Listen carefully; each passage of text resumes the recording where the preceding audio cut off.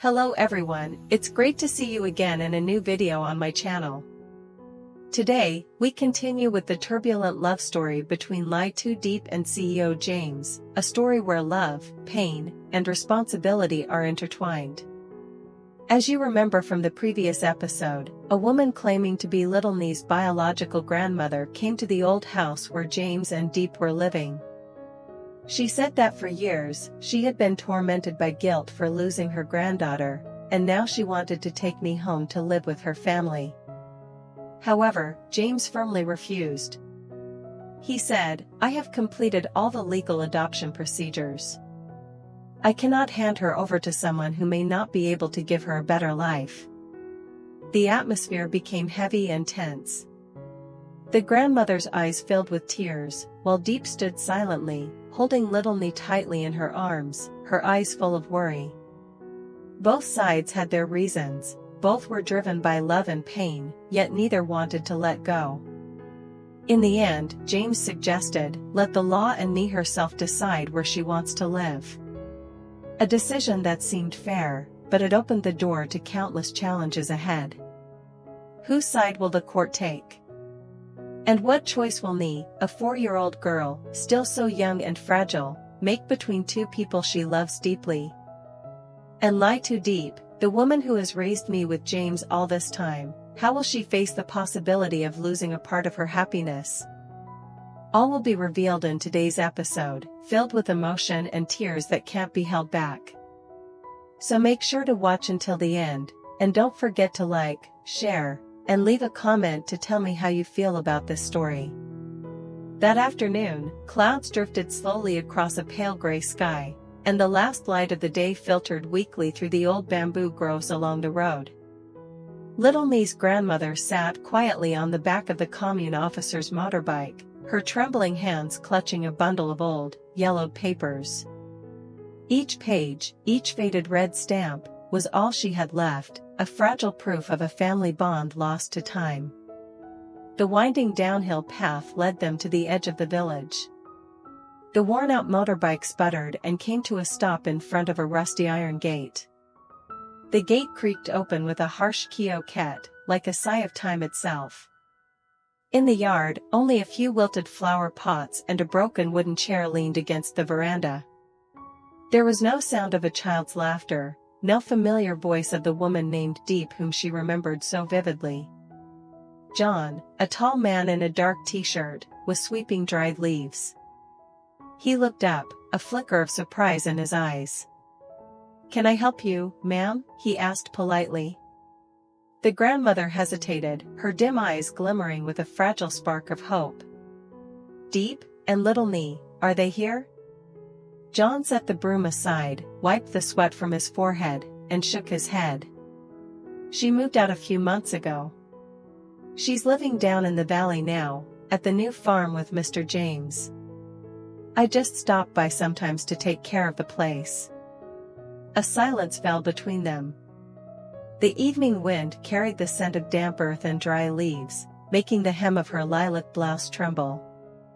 She stood still for a long time, gazing into the empty yard where her granddaughter's laughter once echoed.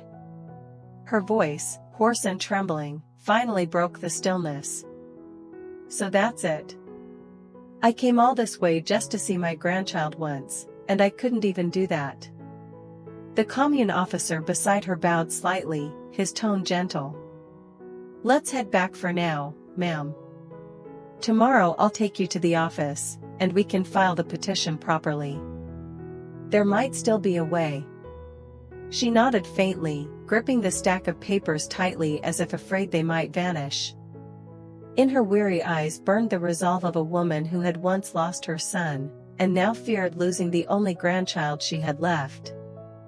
That night, she couldn't sleep. On the table, the flickering oil lamp cast trembling shadows across the deep lines on her face. She unfolded an old photograph, her son holding a newborn baby girl, eyes wide with innocence. She brushed her fingers over the tiny face, and silent tears fell. The next morning, she walked into the commune police office, small in stature, but with eyes full of determination. Her voice was steady and clear. I want to file a petition to review the custody of my granddaughter. I am her blood relative. I cannot let her grow up cut off from her roots." The officer accepted the papers, nodded, and marked them for urgent transfer to the district committee. The news spread quickly. Days later, an official notice arrived at James and Diep's home, summoning them and Little Nee to appear at the commune hall the following Monday morning for a meeting to verify legal guardianship. Outside, the wind began to pick up. Dark clouds gathered in the sky, signaling an approaching storm, as if nature itself was bracing for another tempest, not of weather this time, but of hearts about to collide in love, duty, and a pain that words could never fully name. That morning, the sky was a dull, heavy gray, thick with moisture. The dirt road leading to the commune office lay shrouded in mist. Wheel tracks were carved deep into the mud after the night's rain, and droplets still clung to each blade of grass. A cold wind swept in from the fields, carrying a damp chill that made the hems of people's clothes tremble. 3 figures walked in silence. The man in front held the woman's hand firmly. His hand was cold and rigid, yet within that grip was a quiet, protective strength. Beside him, the woman held the little girl's small hand, glancing down from time to time to reassure her. The child wore a white dress that morning, her shoes streaked with mud from the slippery path, and her hair tied neatly with a pink ribbon her mother had carefully prepared the night before. The iron gate of the commune office creaked open with a long, metallic groan that echoed through the damp air. Inside, a few officers were already present. They stood up as the 3 entered, nodded politely, and gestured for them to sit. The small room's walls were stained with moisture, and a long table in the middle was covered with an old cloth. On it sat neat stacks of papers, pens, and 2 steaming glasses of tea. At the head of the table, 2 officials reviewed the thick file, their voices formal yet cautious. Across from them sat an elderly woman. Her short gray hair framed a face lined with years, and her faded lilac blouse was worn thin at the shoulders. In her hands, she clutched an old photograph. When the 3 entered, she looked up, her eyes flickering for a moment before settling into quiet restraint. The photo trembled slightly with each breath she took, a picture of a young man holding a tiny baby in his arms, both smiling. No one spoke. Outside, light rain began to fall, tapping rhythmically on the tin roof. The air in the room thickened, so tense that even a deep breath might break the silence into tears. One of the commune officers stood, opened a file, and read aloud in an even tone. "We confirm that these 2 individuals have completed all legal procedures for adoption as required by law. However, the woman on the other side has filed a request to regain custody of the child, citing direct blood relation. Today's meeting is to hear from both parties, and most importantly, to allow the child to express her own wishes." When his voice faded, silence returned. The elderly woman tightened her grip on the photograph and began to speak. Her voice was hoarse and slow, but every word carried weight. "I didn't come here to fight. I just want to see my granddaughter, to care for her as a grandmother should. I already lost my son. I can't lose my only grandchild. Blood ties, they can't just be forgotten." The man opposite her lowered his head, his eyes heavy, his hands clenched on his knees. He was about to speak, but the woman beside him gently placed her hand over his, giving a small shake of her head, as if to say, "Let things unfold naturally, don't turn this into an argument." The officer nodded, then looked toward the little girl sitting between them. "And you, dear, would you like to say something? You can speak from your heart, all right?" The child sat still, her small legs swinging above the floor. The room seemed to hold its breath. She looked around, then fixed her gaze on the woman beside her, eyes full of love and worry that gave her courage. The girl squeezed her mother's hand, her shoulders trembling slightly, and spoke, her voice hesitant but clear. "I want to stay with my mom and my dad. That's where my home is. There's a garden, dinner time, and laughter too." Her small voice echoed through the still room. The officer bent over his papers, carefully writing down every word. The faint scratch of his pen mixed with the sound of rain growing heavier outside. The elderly woman bowed her head, and tears fell onto the photo in her hands, blurring the young man's smiling face. No one said a word.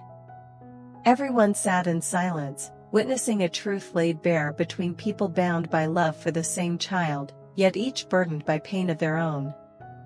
Outside, the wind rose stronger, rattling the iron gate with a long, drawn-out groan, like a sigh from the heavens, foretelling a coming storm. A storm not of weather, but of hearts, all aching to be understood. The meeting ended in a heavy silence, the kind so dense that everyone could hear the soft click of a pen being set down, the scraping of wooden chairs against the tiled floor, and the faint sigh of the officer who had just finished reading the final report. Outside the window, the light had turned a dull gold, casting weary reflections on the solemn faces gathered in the cramped room. No one spoke. The air itself seemed burdened with things that could not be said. Diep sat frozen, her hands still resting on Nee's small shoulders. Her eyes were red, her lips trembling as if she wanted to speak but no words would come. It wasn't until the commune officer quietly invited everyone to leave that she bent down and pulled her daughter into her arms, the embrace of a mother who was terrified, desperate, and holding on as if her entire world depended on that fragile little body. Nee stayed silent, burying her face in her mother's chest. Her tiny hand reached up to wipe away Diep's tears, and she whispered in a broken, trembling voice. "Don't cry, Mom. I'm not going anywhere. I'll stay with you. I'll stay with Dad." Hearing her child's words, Diep's throat closed, and fresh tears spilled down her face. She held Nee tighter, shaking as though letting go might mean losing her forever. Behind them, James's eyes were also red. He leaned down, gently placing his hand on his wife's shoulder, his grip firm, a silent gesture that carried all his reassurance and resolve. He steadied himself, then turned toward the elderly woman sitting at the head of the table. Bowing deeply, he spoke in a calm, low voice. "Thank you for coming. I understand, you love her, just as we do. We don't want to hurt anyone. We only want her to grow up in peace, in a home filled with love, care, and laughter." The old woman said nothing. Her hands clutched the frayed photograph tighter, her eyes deep and clouded with years of pain, the pain of a mother who had lost her son and lived in regret ever since. Countless times, she had tried to let go, but whenever she thought of her blood granddaughter growing up under another roof, her heart clenched as if being torn apart. She finally lifted her gaze. The light from the window fell across her wrinkled face, deepening the sorrow and determination in her eyes. Her voice, rough and bitter, broke the silence. "You may have won today, but I won't give up. Blood cannot be separated. I will take this to the district court. No matter how far I have to go, I will get my granddaughter back. Whatever it takes." No one answered. Her words lingered in the air like a vow, sharp and cold, cutting through the stillness like a gust of wind through a cracked window. Diep instinctively tightened her hold on her child, as if afraid that at any moment, someone might tear Nee from her arms. The elderly woman stood. Her frame was small, her back slightly bent, yet her steps were firm, each one heavy with the weight of a lifetime's sorrow. She walked out of the room, the dim afternoon light spilling through the doorway, blurring the hallway in a soft, misty haze. Outside, white grapefruit blossoms carpeted the ground, their faint fragrance rising in the cool air. The scent, once tied to the memory of her late son, made her pause for a heartbeat. She looked up at the gray sky, her lips trembling soundlessly. Then she moved on, her figure swaying gently in the breeze, carrying with it the quiet ache of a grief that had never healed. Inside the meeting room, only the sound of Diep's soft sobs and James's heavy breathing remained. He pulled a chair closer, helping his wife to her feet. Diep rested her head on his shoulder, her voice hoarse from crying. "James, do you think we'll be able to keep her next time?" James was silent for a long moment. Then he drew her closer, eyes fixed on the darkening sky beyond the window, where heavy clouds were gathering over the valley, a storm brewing on the horizon. His voice was low but resolute. "I don't know, but no matter what happens, I'll fight to the end. I won't let anyone tear this family apart." A gust of wind swept through the open window, sending a few loose papers swirling into the air. They fluttered and fell to the floor, spinning like fragile fragments of memory. Diep watched them settle, clutching me tighter, silently praying that the storm to come, no matter how fierce, would not wash away the little home they had built together. On the way home, the sky darkened. Rain began to fall, at first just a few drops sliding down the windshield, then heavier, pounding against the glass in steady waves, the sound merging into a low murmur like 1,000 muffled sobs swallowed by the earth. James gripped the steering wheel tightly, the veins standing out on his hands. His eyes stayed fixed on the road ahead, where puddles reflected the dim glow of the headlights. The road was slick, uneven, the car trembled slightly with every bump, but he drove on steadily, his expression calm, though the weight in his chest was immense. In the back seat, Diep held little knee close. Her coat was soaked through, cold against her skin, but she didn't care. Her hand gently brushed her daughter's damp hair as vague fears stirred in her heart. The air inside smelled of rain, wet fabric, and warmth, a bittersweet scent that clung to moments of unease and tenderness alike. Nee sat quietly in her mother's arms, clutching her worn little teddy bear. Her wide eyes watched the fogged window, where the rain blurred everything beyond. Each time thunder rumbled softly in the distance, she shrank back, pressing closer into her mother's chest. Diep leaned down and whispered, "It's okay, sweetheart. Mommy's here." James glanced in the rearview mirror.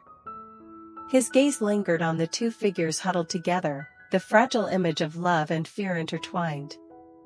For a fleeting moment, he saw it all with painful clarity, the vulnerability, the uncertainty, and the boundless love that he would risk everything to protect. Outside, the rain intensified, drumming furiously on the roof like the beat of war drums announcing a coming battle. The road home felt longer than ever. Each flash of lightning tore across the sky, illuminating James's tense face, a man preparing for a war without weapons, but one that would leave deep, invisible scars. Diep leaned her head against the window, tears mixing with raindrops running down the glass. She thought of the old woman's words as she left the meeting room, "I will not give up." Each word cut deeper into her heart like the edge of a blade. She was terrified, yet she hid it from James. She knew he was exhausted, but still he stood firm, for her, and for the child sleeping softly in her arms. Then, the narrator's voice rose, low, sorrowful, and blending with the rhythm of the rain. "The law can decide who has custody. But only the heart can decide who truly belongs to a family. There are battles with no victors. Only the desperate hope that love will not be torn apart." The car pushed forward through the curtain of rain. Inside, three souls sat in silence, a man with unwavering eyes on the road, a mother holding her child as if to guard her from the storm, and a little girl drifting into dreams, still too young to understand the tempests that raged in the world of adults. The voice continued, slow and distant, like an echo carried on the wind. "Will their love be strong enough to keep the child by their side? Or will blood and lineage tear everything away?" Stay tuned for the next episode, The Battle for Nee, where love, law, and conscience will collide. Every word, every decision, will forever change the fate of these 3 lives. Outside, the rain fell without end, as if the heavens themselves were quietly weeping for a small family about to face the fiercest storm of their lives. Xin chào tất cả mọi người đã quay trở lại với mình. Hôm nay thì nhìn mọi người dán tùm lum tà la hết. Mấy hôm nay do cái khí hậu chúng mình nó thay đổi thất thường quá, mình cảm giác mình giống như mình bị sung nhiệt á, người nó mệt, nó đau đầu. Nhưng mà vẫn đang cố làm video để có thể đăng tải lên và hy vọng rằng sẽ mang đến những video hay và ý nghĩa cho mọi người, và mong rằng mọi người có thể ủng hộ cho kênh mình nhiều hơn nữa để kênh mình ngày càng có thể phát triển hơn. Và video thì kênh LyTuDiep mình sẽ cố gắng đăng tải đều vào lúc 7 giờ tối. Ngoài video về nội dung quản lý LyTuDiep thì mình có lên nội dung quản lý hoài ca nữa. Mong rằng mọi người sẽ yêu quý kênh mình nhiều hơn, ủng hộ cho kênh mình nhiều hơn nữa. Và trong thời gian tới thì sẽ giới thiệu kênh mình đến nhiều người hơn nữa để kênh mình có thể phát triển hơn. Cảm ơn mọi người rất là nhiều vì đã xem đến cuối video hôm nay. Chào tạm biệt mọi người, hẹn gặp lại trong những video sau.